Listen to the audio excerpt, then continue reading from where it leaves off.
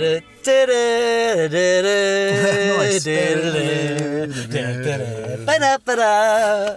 guys, welcome to That Pedal Show VCQ. Dan here. Mick here, hello. We're in the car again. We are in the car again. I just need to see that I can reach my T. Oh, there you go. Well played, sir. Without disturbing the audio arrangement. 'Tis Monday morning. It is the 7th of January.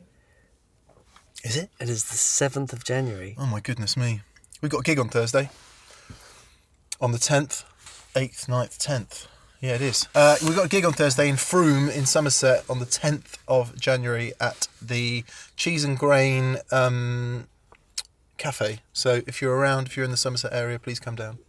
What? How much does it cost them to come? It's free, Dan. It's a free gig! Because we're trying to get our Scheisse together as a band. So we're just trying to go out and make some noise. Yeah. It's...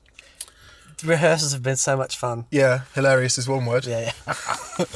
Okay. Okay, right. So the dB Metergate continues. Yeah. There was some. It's the questions around the. There's so many people had commented. I love it. I hate it. It's wonderful to see it there. I'm so glad it's not there. What's happening now is we've moved the position. Yeah. And we're putting it down the bottom right. There is an Achilles heel of it being there, though. You know that, don't you? Why? It's going to make the amp on the right louder, considerably so. Oh, okay. Yeah, I think that... You're really ready to chuck it in the bin, though, aren't you? Yeah, that dB meter's going in the bin, and we're going to get a small one to sit on the board. Oh, okay. I think that's the only way to do it. All right, fair enough. Yeah, yeah. All right, well, like it won't it. go in the bin because of, I'm a bit worried about the environment, but we will dispose of it responsibly or give it to somebody. Okay, all right, very good. We'll have a competition. No competitions. Too many laws. Mr. T commented and said, reasonably entertaining and informative video. Thank you, Mr. T. We're glad you're in. We're reasonably glad that you took the time Ain't getting on YouTube. Was it that, Mr. T? Fool. If you've never seen Mr. T's video clip show, please watch it. Look at these fools. I haven't seen it. It's really good. Oh, it's hilarious. Right. Fernando Barrera asks, why is Hiwatt not more popular? I love mine. Really interesting question, I thought. Everyone knows Hiwatt. Everyone is aware of the artists who use them and the incredible sounds they get out of those amplifiers. But, and I've asked this before, because I don't see that many of them. Because nobody owns the worldwide rights to the brand, is the problem. Really? Yeah, they're owned by different people in the Far East, in America and in Europe. And therefore, somebody, I believe, is trying to get worldwide control of the brand in order to be able to do something with it. That's why you saw things like Max Watt and those Far East things and then blah, blah, blah. So basically, wow, it's never really been a workable, successful business in a global sense, right, in a marketable, brandable sense for some time. No idea. For some That's time amazing. now. Yeah, that's the answer. Wow. There you go. Right, Paul Crane. Hello, Paul. Paul says, I'm just part way into the vid and was wondering about the cabs for the Kraken and the Hiwatt. Are they open or closed? I only ask because about the dB meter. Yes, you are absolutely right. Good the question. back of the Two Rock cab is open and the back of the Victory cab is closed. So yeah, the dB meter probably was reading higher for the Hiwatt, maybe. Yep. I don't know. I just don't know about the dB meter. I just don't know about it. I don't know how accurate it is. See, you could equally say it was further away. So another 2 feet away, does that then... Yeah, does that then... this guy who's cleaning up outside is thinking that we're doing something difficult or naughty, non-conforming. And so he's really busying himself around the car just to make sure that we're not doing anything illegal. I don't know, because that's his job, you know. He needs to know if bad things are happening. Yeah. Well, cheers, mate. Thanks for being on your job and absolutely doing what you should do. But if you ask us to move, it's going to be a no. Good question, Paul. Yeah, thanks, Paul. Right, Evan Miller, Josh Robson, and Steve Clay, and a number of other people mentioned this. Very interesting dynamic. Mick demos each amp straight in. The Hiwatt shows about 101 on the dB meter. The Victory shows 94, 95. but the Hiwatt doesn't sound as strong as the Victory. Yeah. Where the Victory sounds like it's just roaring. I'm sure the experience in the room was very different. I sure wish there was a way to translate the massive clean power of the Hiwatt to a YouTube video. Yeah, that is a tricky one. In the room, the sound pressure level of the Hiwatt, it just moves you. It's, it does sound incredible, but I don't know if it's trickier recording loud, clean guitar. I've come to a conclusion, and that it is impossible to record the sound of what's happening in the room. Right. And I'm getting a bit grumpy about it, Dan, actually, if I'm honest, because I wonder if it renders what we all do kind of obsolete, because you can't. There is no recording method that exists apart from proper binaural. If you want to get into all that, and like what do they call it? Environmental recording, where you have those crazy multi-head mics. It costs many thousands of pounds. But I still don't think, because even if you could get the sound right, you still wouldn't feel it in your chest. Yeah, and so we caveat that everything we do comes with that caveat that it's, it is about the experience, it's about being in the room. And we just set a standard, a constant, and therefore everything is based off of that constant. Yeah. Fred Garvin says that Gem Jr. has rubbish pickups. Don't even bother with it. I thought this was really interesting because I like rubbish pickups a lot of the time. I like weaker, not the crazy high powered. Yeah, what's a rubbish pickup? Exactly, what is a rubbish pickup? Yeah. You look at the some of the great guitar sounds. Some great guitar sounds recorded on things like the old K harmony guitars. Like if you listen to the Kinks, You Really Got Me, right? And that's an old K harmony. And those guitars were just, awful. Absolutely awful. By modern standards. Exactly. Yeah. But it, sometimes those, what's that? The Dan Electro guitar. Yeah. Any of the ones with the lipstick pickups. Yeah. What is a cheap pickup? Absolutely does not mean it's a bad pickup. Yeah. You can get some outrageous great tones from weak. It's something I know nothing about, actually, I have to admit. Like Strat pickups, I talk all day about Strat pickups, and the more modern they get, the worse they sound to me. Just flat, straight, simple. And the better, more vintage they are, and the right materials and the right kind of winding, the better they sound to me personally. So when you take that to modern humbuckers, they all use quite a lot of modern technology and modern techniques, which to me, in most of those guitars, whether it's Ibanez, Music Man, whatever, what I think I can hear is the pickup all the time. And I don't want to hear the pickup. I want to hear the wood of the guitar. I want to hear... Anyway, that's a very contentious statement. Very interesting. Let's move on. Very interesting. Right, section. So we had loads of people asking about the boosts in a loop. We were remiss not to do that, because that is a very, very key observation. Absolutely. I'm going to caveat that. There's a lot of caveats going on today with saying, yes, boosts in loops are great as long as the input of the boost can handle a line level input. Lots of boosts are designed to work with your guitar and the lower output of your guitar. You'll hear it all the time on the show that, we might have Mick using his Strat and a pedal will sound cleaner. As soon as we change to the Tele or the Les Paul, suddenly that pedal at the same settings becomes crunchier. Now you take that level, you multiply that by 10, that's what's happening when you put the boost in the loop of the amplifier. So if you put like, I'm not sure about the input gain range of an EP booster, but something like the kicker or, that sort of stuff that we have on the show that uses NRG effects. Yep. That works with the input level of your guitar. I say kicker, it could be any of the dozens and dozens of boosts we have on the show. Lots of those are really going to struggle when you hit that with the send from an effects loop, because the level is so much larger. Something like a graphic EQ, Which was also brought up a lot. also brought up. Yeah. That can handle that sort of line level. Yep, great. But just by having a blanket statement that says use boosts in the loop, it's very different from boost to boost.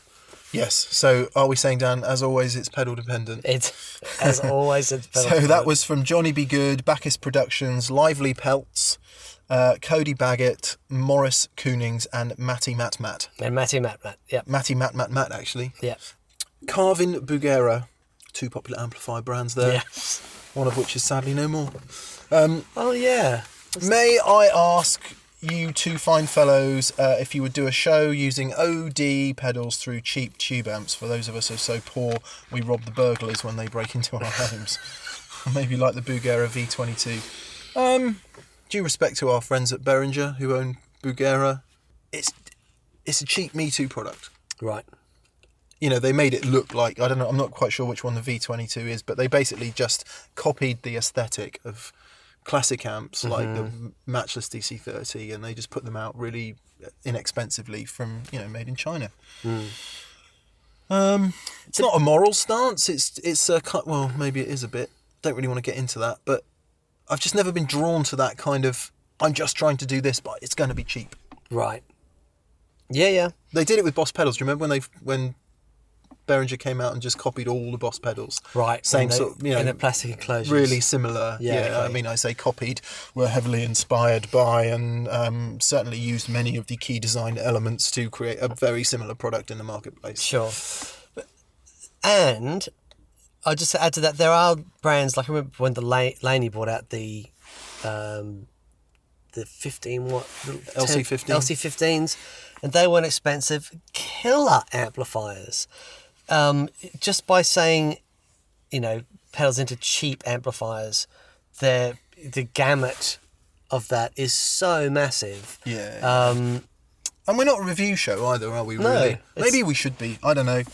I've been tearing my heart out about all kinds of things recently, and you know, people just want reviews, don't they? They just want to see product reviewed. Or actually, what you all actually want, and what we all want, is our own purchasing decisions vindicated. Okay. Is actually what we want from YouTube videos, and that's Dan and I said we would never really get into that. We would just try and be a bit more inspirational than that. Yeah. Didn't we? Yeah, we did. Thin ice here, Dan, is it? It's cracking. Cracking. Yeah. No, we may as well be honest about it. Look, I think there are so many great review guys out there who do it so well. Oh, that's a better way to say it. And Go and watch Pete Thorne. Go and watch Pete Thorne. Go and watch Bergs. Go and watch Rabia, Andy. Honky. Yeah, they're all amazing. I think what we try and do is just bring a little bit of concepts to get you thinking about things differently. Yeah. That might spark some different questions for you guys to ask. Yeah. And different questions for you to ask yourself. What we're trying to do is inspire you guys to have a play and see what works for you. Because what works for, someone in a review situation, it's going to, whether it works for you or not, you get an idea of the sound, and we give you ideas of the way things sound and things, but it's all about getting you to ask those questions about how this relates to you and the way that you approach guitar. Yeah. See, Mick and I play guitar completely differently, so that when we show you something, you hear the way I play guitar and you hear the way Mick plays guitar, and quite often sonically it's two whole different things. And I think that alone, and that's even within the bracket of the kind of stuff that we do. Exactly. So we're not even into different styles of music or, God forbid, heavy gain tones down. Right, moving on. Keith Faust. Which is, by the way, is not to... I love heavy gain tones, and I really love those sounds, and I love that music to listen to, but I cannot play it, and whenever we try it, we just get kicked down the alley with it. So if you sense a little bit of frustration in me, it's because we try and do something and people are like, you assholes. So we've sort of decided that we're just going to steer away from stuff we don't feel in our hearts, or better, get someone in who does. Sure. I think. Yeah. It's, that does come up. That's a challenge. Don't forget, it's not like, guys like Rabir and that, Rabir is one of the best people ever. But it's not as if he's not really, really busy, So because we just phone him and say, "Can you come in?" He's like, "No, I'm on tour in wherever." So yeah, so that it's tricky. No. Keith Faust, hello Keith.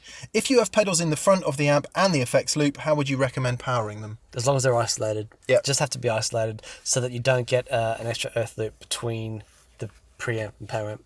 And Vox Pathfinder R15R, hello. No delay before an audio overdriven amp. How did Hendrix get by? He had no effects loop back then for his Echoplex, unless it's a misnomer that Hendrix ran dirty amps and was really the first guy overdriving the first gain stage of his Marshalls, blah, blah, blah. Did Hendrix use an Echoplex? I don't know of Hendrix using an Echoplex. I mean, he may have done later. It might be in recordings. I don't even... When did the Echoplex come out? Must have been Led Zepp time, but was it after that? Anyway, it doesn't matter. Just to remake the point that, a plexi overdriving is really not the same thing as a modern high gain amp. Yeah. And let's take that scenario. Were Jimmy using an Echoplex into the front of an overdriving Marshall? Yeah, it would have sounded gritty. Yeah. And it wouldn't have sounded clean and nice, which is what a lot of people like now. So yeah, it would have sounded glorious. That's amazing. Yeah, so talking about the whole rock guitar thing, with the Gem made an appearance again on the show. And then, so loads of people saying I'm really sorry to all the Gem owners. Look, loads of people loved it. Karen Taktawala said, absolutely adored the way Mick just cast aside the Gem wangy bar now. Yeah. It's because that was because I just spent ages trying to get it in tune, and I knew that the strings were too new and the guitar was too unstable to stay in tune with heavy wanging. So Slowpoke said, yes, Dan rocking the screaming banana dive bomb for days.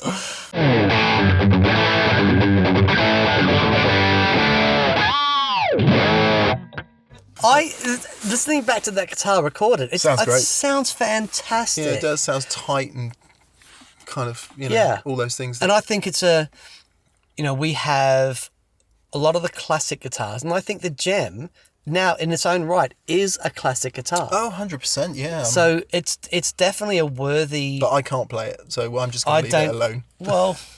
Honestly, when you hit the strings, something totally different happens. Yeah. Compared to a vintage type guitar. Sure. There's frequencies there that just don't exist in a vintage guitar. Right. And vice versa. There's frequencies that aren't in it that are in a vintage guitar. So as a result, I'd have to play it for days to acquaint myself. And don't get me wrong, I mean, I've owned guitars like that in the past. Sure. I would have to play it for a long time, and then that would kill my connection with my own guitar, so I'm not going to do it. Okay. Because I'm too old to be changing stuff now. Because I'm on this path, Dan. I have a very narrow area of interest, and I'm going to mine that area of interest. Awesome. Until my last breath. So Perfect. that's where I am with it. Perfect. And we'll get guests in to do the rest, or Dan can devote himself to that. Cheddar Kung Pao. Hello, Dave. Hello, Dave.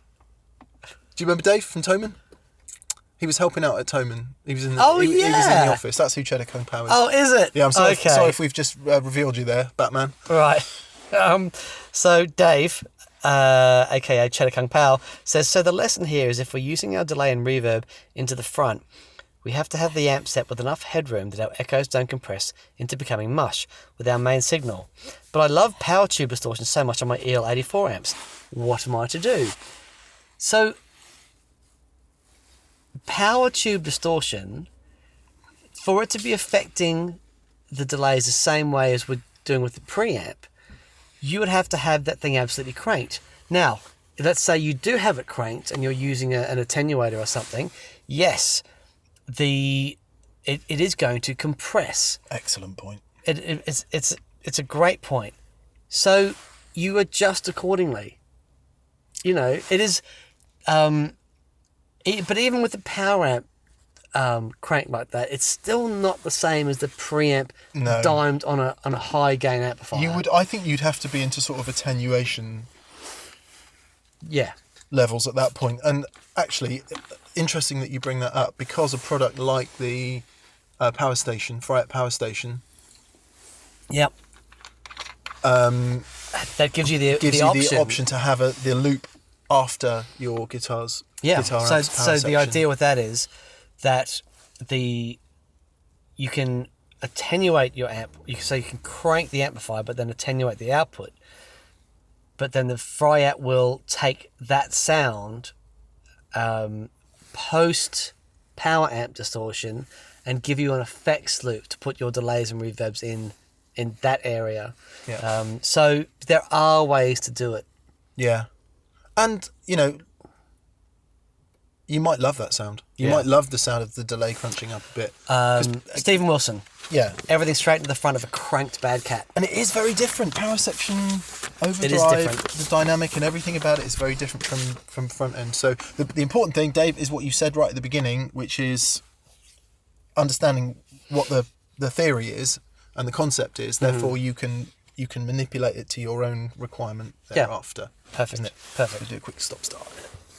Weeping Guitars and Justy1220 were asking, Dan, what exactly do you mean when you say pedals don't have a sound? They say pedals don't have tone. I actually say pedals don't have a sound. Surely we can agree that every pedal affects your tone. So doesn't that therefore mean that pedals have a tone, or are they two mutually exclusive concepts that I've got twisted around in my brain? So pedals absolutely affect your tone. The whole show is about how pedals affect your tone. What I'm saying is they don't have a sound. A universal sound. Exactly. When someone asks, what does that pedal sound like? That is the wrong question. Because as we show on the show, as we demonstrate on the show, change the guitar, change the amplifier, change the player, suddenly that pedal sounds completely different. So what we say is that it's about the way that the pedal reacts to the guitar, to the player, reacts to the other pedals that are, in with it, and then what comes out of that pedal, the way that the amplifier then reacts to what that pedal gives out. So it's more about, saying that a pedal sounds. What brought this whole conversation about was when I'm, originally reading forums and posts by people saying, X, Y pedal sounds like this. And so many of these people saying how amazing these pedals sound with no reference to the amplifier they're using or the guitars they're using. It's a trap we fall into as well, don't we? Because we say the OCD is a full range overdrive that has lots of nice bitey high end in the HP mode. The Tube Screamer has a pronounced 5 to 800 hertz mid. We say that pedals do have a signature thing. Of course they do. But what you're saying is the way that manifests with different amplifiers can be radically different. And if you want proof of that, watch the section with the RC booster into the Victory and into the Hiwatt, and it's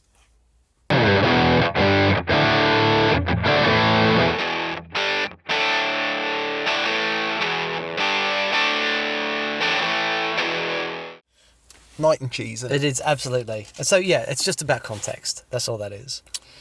Waxman95 is interesting that we don't know everything about the electric guitar yet. Join the club. Little round of applause for that comment. I love that. It's been 30 years for me, and the more I learn, the more the universe is opening. It's literally that. Yeah. I take one step further and I can see another 50. Yeah. Even 30 years in. Yeah. So, it never ends. Yep. Robert Phillips says, good opening rock chops. Have you guys tested the Quilter stuff before as a pedal platform especially? We have the Quilter. We have a Quilter product. I think it's a pedal sized power amp, I think is what we have. Oh, okay. I think. So we'll be giving that a whirl, but we've got the other part of the transistor amp thing to do that the Quilter will be on as well. But it's, we've had quite a few people asking for the Quilter, so we are definitely going to check it out. Brian Landreth, hello Brian. Hey Brian. Is there any way to run one delay through the effects loop of 2 amps, like 2 wet amps of a wet dry wet setup? Only if that delay has true stereo inputs and outputs. If you can't sum 2 preamps to go into a mono delay, and then you can split the output from a mono delay to 2 power amp returns, but if it's a mono delay, you need to feed it with just 1 preamp.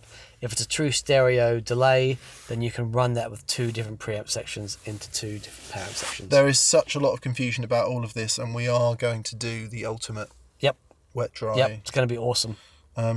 Just know that it's expensive. You need phase cancellation. You need a lot of cable. And isolation, all that stuff. Yeah. It's Adrian Miller. This video answers questions many of us have had for decades. Above all, I learnt the following. Tube screamer on, Mick is happy. It did seem to be that way. Yeah. But that tube screamer, that's your thing. Well, it takes away the bottom end and it makes it vocally in the mid-range. Sustain. That's, that vocal no flub equation is really interesting. It's one of the reasons I struggle with the Gem, just way too much bottom end for me. Right. Because I don't know, that bottom end's not required by me, that's what the bass player's for. Right, John Lorenz, how about trying a clean amp and a dirty amp together in a wet-dry setup? Really interesting question, and we are going to address this in the wet-dry video. The issue with having a dirty amp and a clean amp in a wet-dry setup, if they are both being fed by the same thing, it comes back to, the way that the pedals react so drastically differently from into a clean amp into a dirty amp, as you see in the last video. So what will happen is one amplifier, if you're just playing a clean tone, one amplifier will have these massive transients from your guitar and then will drop off immediately but the overdrive amp won't have those transients, but then has this sustain underneath it. It can work, but it's like having a clean blend in an overdrive pedal. Yeah. Where you just get this spike and it's like... Yeah, if you're one of those people who sets their sound up so there's never really any huge level differences and actually your gain ranges are all kind of similar, then you could set that up as a bass sound and switch your effects on and off, and that could really work for you. As he said, the problem comes if you then step on, say, a Klon type pedal, which gives you a ton of boosty type kick, then it's going to make the clean amp 3 times louder than the dirty amp. Exactly. And that's all you'll hear. You'll just hear this clanky clean business, and the overdrive is this sort of fizzy thing that's... Is one of my speakers broken? Yeah, we'll have to look at that when we do the wet dry video about which amplifiers you choose for what job. Yeah. Personally, I think you're the same, Dan. I always go for something that's relatively similar. Yeah. Gain-wise. Maybe one of them is going to push slightly more than the other. Yeah, my dry amplifier might have a bit more edge to it, but they...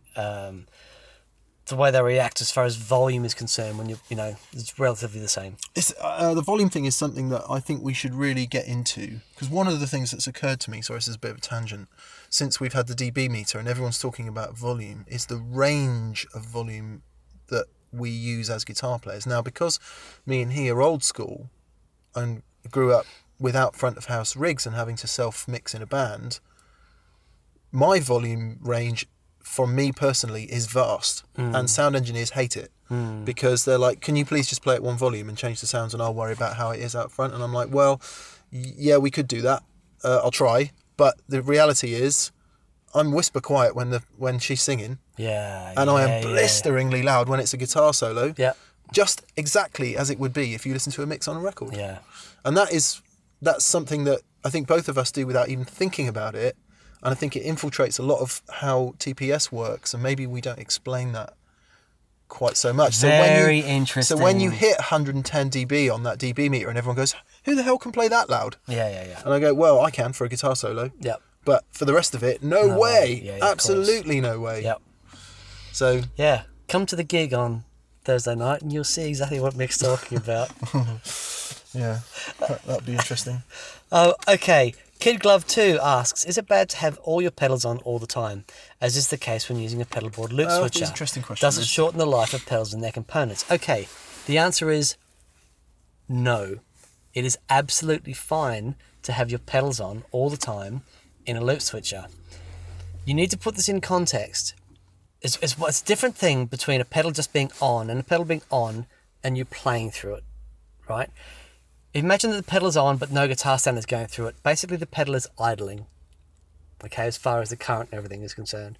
When the transistors are working, then it's working, but it doesn't shorten the life of the pedal. The other thing to remember is your pedals are on, and then let's say you're doing a gig, right? And that gig is 2 hours. Your pedals are on for 2 hours. Then what happens after the gig? They go back in the flight case or whatever. It gets put away for the other 22 hours in the day, and then go gig the next night. Great. But it's still a relatively short period of time. It's not like they're on 24 hours a day, 7 days a week. But the amount of wear and tear as far as from an electrical point of view is minimal. And in fact, regular use of the electronics in the pedal and the electrolytic capacitors and that sort of stuff can actually prolong the life of a pedal. Wow. As opposed to if it's just sat there doing nothing, for years and years and years. Yeah. And then you go and turn it on, all of a sudden it's noisy and crackly and stuff. The Not So Guitar Guy, about effects loops. I wonder how many effects loops were designed at a time when rack units were in vogue, assuming the rack unit would be looking for a line level. Yeah, this is great. This is off the back of our kind of observation that, off the back of a lot of frustration with loops, because a lot of loops are, well, let's just say there's a vast variation in loops. So if you imagine back in the day when effects loops first started appearing, yes, the rack units were a big thing, and the rack units were sat right next to the amplifier. You had a really short cable run, Main power. Yeah. All, and we're talking about studio rack units, SPX 90s and those things are back in the day, totally designed to deal with line level effects. Yeah. And they got some great sounds out of those units. But, yes, they were, because the short cable runs, they were less susceptible to what we're doing, which is long cable runs to and from true bypass pedals on a pedal board. Yeah. So... that's where buffers and things start to really... Absolutely. But even then, back in the day, people were experiencing problems, which is why things like the dumbelator and that sort of stuff were made to try and overcome these problems. So, yes, really, really good question though. That's higher impedance from the send of a valve preamp to the preamp section. I mean, inside an amplifier, it's only got to go that far. It's a very different requirement than having it to go 60 feet. Into goodness knows what. Exactly. This is interesting. Don and Bergens. Don and Bergen says, "Hey guys, thanks for the awesome show. I was wondering why you generally don't have to adjust amp settings when you switch guitars, or pedal settings for that matter. I know that when I set things up to sound great with the telly, for example, and then I plug in a Les Paul, everything goes muddy and overcompressed and really loud. Do you move amp and pedal settings around off screen? La la la la." So, and Ron Singley asks, "Hey Mick and Dan, love the show. I'd love to hear your thoughts on the differences between single coils and humbuckers." Oh, I see. So an extension of the same extension question. of the same Sorry, I question. should read the questions before we go. It's okay. Do we adjust settings on the go? Very, very rarely. We've gravitated towards... So there's sounds in guitars that we gravitate towards. It took me years to find a Les Paul that I liked because it had to have a certain attack and character in the top end. Because I played my Telecaster live, I play that 90% of the time. But when I do swap in other guitars, I can't be changing settings. Yeah. It's got to work with the rig that I've got. And because I love the sharp attack of the Telecaster. So the Les Paul, there has to be a character of that. It's still going to sound like a Les Paul, but when I found that guitar, within seconds of just the first couple of notes I played, I'm like, this is it. Yeah. This has got that thing that I like. It's also why I like the Gretsch so much. It's also why I like the Huber so much. They have that really quick, sharp thing. But it's taken a while to find those guitars that work with my rig. If I grabbed any Les Paul off the shelf and did the same thing, I would experience exactly the same thing that you're getting.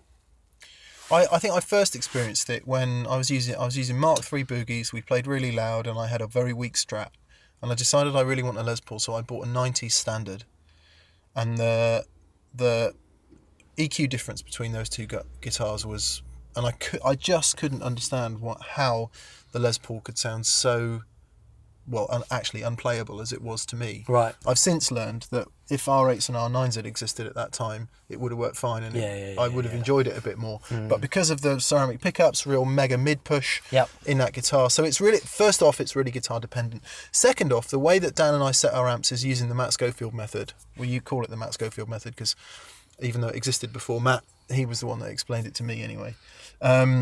Which is setting the amp up to where it's at its point of most openness, which is not too much of anything and not enough of anything. That makes sense. So the thing reacts to what you do and what the guitar does, and that means when you plug in a Strat, it sounds like a Strat. When you plug in a Les Paul, it sounds like a Les Paul. And a 335 the same. Now, yes, there are level differences, and we do experience that on the show. Like, red will often sound brighter and more present and just generally fuller than my Strat, for example. So there is a compromise to be made, and we try and find that compromise. But if anything is radically out when you switch guitars, if they're guitars of a similar nature, vintage type guitars, which is what we use, then perhaps something in your system isn't set up to be in that open position. And don't get me wrong, it doesn't work for everyone, because it's a very revealing kind of tone. And it's a very kind of... everything comes out. There's nowhere to hide. Absolutely. With that kind of sound. But that sort of sound, when you get used to playing it, that does, I find for me, it makes you a better player. It's where you hear the guitar player. Yeah. It's why BB sounds different from Robin, from whoever. It allows this to go through all of that and come out. Perfect. Love that. Okay, Jonathan Perez says, what about through a Roland JC120 effects loop? Is it even necessary to put reverbs and delays through a loop in an amp like that? Really good question. So my Hamstead has got a great effects loops in it that I never use because I run it so clean, and I like having that first preamp stage to warm things up a bit, right? The JC120, if you're using the distortion in that amplifier, then maybe, but no, it's one of the great pedal platforms, just sticking everything straight in the front because it is so open. Might also depend on the pedal. Like if you've got let's take a delay for example. If you've got a delay that's got a really lovely preamp section in it and you really like it and you like the way it interacts with the front of your amp, then of course you want it in the front. If you've got something that's a bit more, doesn't sound maybe as nice, or for whatever other reason, or it's just a bit more clinical, you don't really want it in the front with all your other pedals, you want it just out of the way, maybe the loop is a better option. So it's really pedal dependent. Yeah, totally. Okay, John Calcott says, have you guys thought about dedicating a show with real life examples about how to get a guitar to sit in a band mix? So we would love to do this. It's really difficult because it's really expensive, and and a whole bunch of things have to align to make this worthwhile. Not to make it worthwhile, but just to make it happen. It is expensive. It's also, once you get into recording, everything is a value judgment. Everything is a creative decision. So I think a lot of people would be utterly astounded at how brutally changed guitar sounds are for mixes. For example, so to bring us back to this week's video, heavy sound. I have never heard a modern heavy guitar sound that hasn't been absolutely brutally EQ'd, compressed. Okay, let's do this. We're going to get Paul Stacey on. We're going to either go and see him, or he's got setting up a new studio. We'll do a track or something. Let's talk to somebody who knows. And then we'll show, this is the sound of the guitars that we're recording. This is what happens to it in a mix. And here you go. Here's after somebody Exactly. with ears has mixed Yep, it. yep, Yeah, perfect. Let's do that. Let's I do think that. it's important to do that. Someone who's got a lot of experience, because as good as Dan and I think our ears are, neither of us is going to ever get paid 50 grand to mix a record. So we are not that guy. No. Alpha James 33 says, what always amazes me is how noise-free that red telly is. Can you put gain with it? You can put gain with it and it remains noiseless. Dan, what's the secret, laddie? It's definitely not noiseless. It's not noiseless at all. But it comes down to that thing. If you look at the show we did on noise, I just will always find that spot that it has the least amount of noise, just the spot in the arc, the 360 degree arc of the magnetic field. There is nothing going on as far as, the pickups are old school.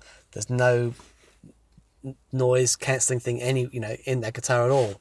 It's just finding that situation where you do two least amount of things. noise. One is what you just said, which is you physically orientate yourself so that the noise is at its least bad. And secondly, whenever you start playing, you put the volume control down. Yeah, I'm with you on noise. Yeah, it's only a problem if it's louder than the guitar. sure. And actually, I think it's an essential part of classic guitar sound, the noise. Well, I think as soon as you start trying to take away noise, you just end up taking away other stuff. Yeah. You create other problems. Yeah. Chris Oakley, is there a pedal that can make a solid state amp react like a tube amp? I have a PV Bandit 112. Have either of you ever used one? Oh, yes. I'd love to have a tube amp, but I can't afford one. I would say that the pedals that you can plug into that amplifier to make it sound like a valve amplifier will be a really high quality valve pedal, and it's cheaper to go and buy a cheaper valve amplifier. Yeah, but I would also say that like a super cheap valve amp might not be a big enough improvement over the Interesting. over the Bandit 112. I mean, Bandits are great. there are things you can do, and we should do a show on this in terms of using boosts and compressors in loops that can get you a bit of that feel. But I also think that you can get an idea of what a tube amp sounds like in your brain out of proportion, because they all sound very different. Absolutely. And to be fair, from a personal preference point of view, I don't like as many valve amps as transistor amps. Interesting.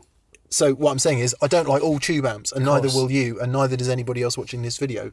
You like the ones that you like. So Yep. selecting the right amp is a big deal. So yeah, maybe in order to get a bit of sag and compression in the power section, if that's what you want, a boost combined with a compressor in the loop can give you a bit of that. Nice. And a valve preamp section up front can help with that a little bit as well. Yeah. Nice. Yeah. Okay, Colton Hyatt says, is it overkill to only place a reverb in the effects loop? Overkill meaning using a whole cable loom for just one pedal to be post preamp. No. Colton, our whole show is about overkill. Yeah. My whole life has been dedicated to overkill. No, absolutely not. If it gives you the sound that works for you, no, nothing is overkill. Aaron Day, hello Aaron. Gentlemen, what are your thoughts on running tremolo or maybe even fuzz in the effects loop? I run my full-tone super trem in the loop of a driven JCM 800 and it works for me, but I have encountered the problem that I have some wonderful fuzzes that aren't allowed to truly express themselves due to the amount of gain I'm pushing out. Trem in a loop seems like a very sensible place to have it for me, because in a traditional guitar amp, the trem would be the last thing. Again, it just comes down to whether the pedals can take that level. A fuzz is going to be, fuzz is designed to work with the input stage of guitar. And if you imagine that the fuzz, like a vintage fuzz, it isn't just cranking the gain in the fuzz, it's actually increasing the input level so that your input becomes distorted, right? Now, I don't know a vintage fuzz that will be able to deal with a line level so that you still get that, lovely fuzzy breakup, because it'll just be slamming the front end of that fuzz so hard that even on minimum fuzz settings, it'll still be... But... It's and therefore, because I can't think of a way that'll work. The obvious thing to do is just plug it in and try it. Yeah. And I'm sure it's going to sound absolutely incredible. But I think what Aaron is touching on here is he's saying that he's struggling using fuzz into the front of his amp because of the amount of gain in the front of his amp. Well, that's what that whole video was about, really.